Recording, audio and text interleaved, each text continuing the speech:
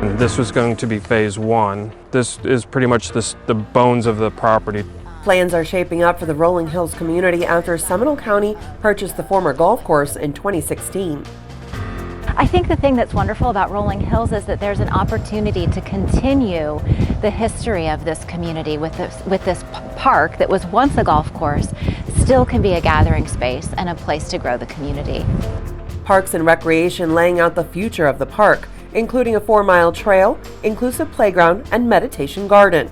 The improvements requiring collaboration beyond just one county department. You can't just build a park in this type of environment with major roads without making sure that you have the internal system for traffic as well as for citizens and people to interconnect. Because of the walkability of the design plans, traffic calming measures are required to reduce speeding, teaming Parks and Recreation with Public Works for the end design.